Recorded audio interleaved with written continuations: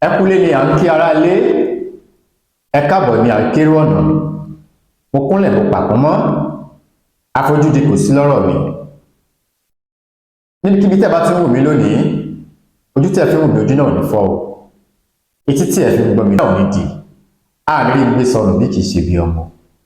Lénìí, mo tún mú tuntun wá fẹ́yìn olólùfẹ́ mi. Ẹ káàárọ̀, ẹ káàsán, ẹ káalẹ́.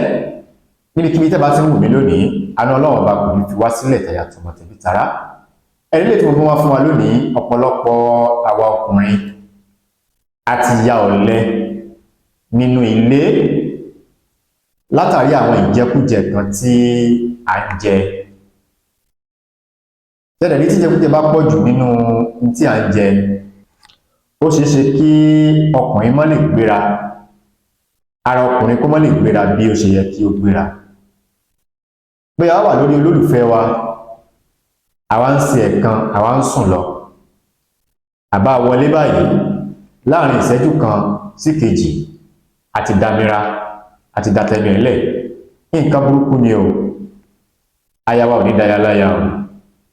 Gbogbo ṣe ń jẹ́ ti Elédùmarè.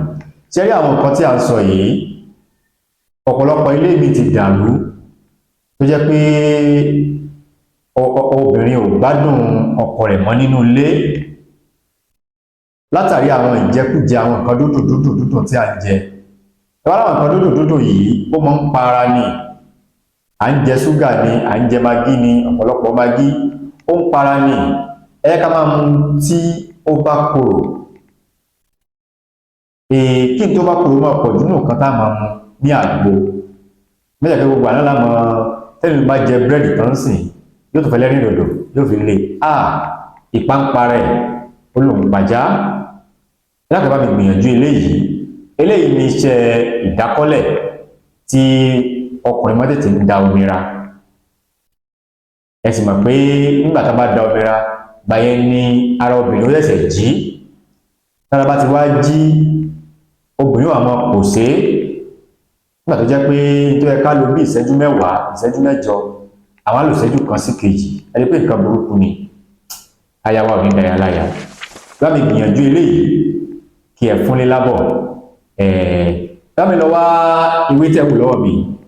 Ṣẹ́tìlé ewé yìí, ewé àsùnwọ̀n, bá mi wá. Àti ọ̀pọ̀ òyìnbó dúdú tí kò tí ì pọ́n ni o. Ọ̀pọ̀ òyìnbó dúdú tí kò tí ì pọ́n, ẹ bá mi wá. Ṣé ẹ ti wá? Bá mi wá tàgírì pẹ̀lú bàrà àti egbò sákó, bàká, egbò sákó, bàká àti ẹ̀pà kún. Báwo la ṣe máa ṣe? Mo dúpẹ́ lọ́wọ́ ẹ̀yin tí ẹ ti subscribe sórí ètò yìí, ẹ ṣé mo dúpẹ́ o. Gbogbo ẹ̀yin tí ẹ ń fún wa ní ẹ̀bùn ní ọlọ́kan òjọ̀kan, ẹ ṣé o. Àpò sásámùrà kì í gbẹ, ẹ ní wá owó tì láṣẹ Èdùmàrè. Ẹ̀yin tẹ́ bá ti subscribe, ẹ dákun mo bẹ̀ yín, bá mi subscribe, bá mi share program yìí, ẹ bá mi like, kí ẹ comment. Ṣé rí ọ̀pọ̀ òyìnbó yìí, àgé kéékèèké ni, àgé kéékèèké, bàrà, àwọ̀ ẹ̀gúsí inú ẹ̀ dànù, àgé náà kéékèèké, tàgírì, ẹ̀ka gé náà kéékèèké, ẹ̀pà kún, ẹ̀gẹ́ kéékèèké, bàká àti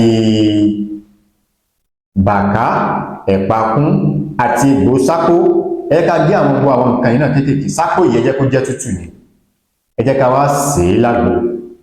Tí a ti sè é, tó bá ti wá jiná, ẹ ká máa mu ṣọ́ọ̀tì kan láàárọ̀ kùtùkùtù lójúmọ́.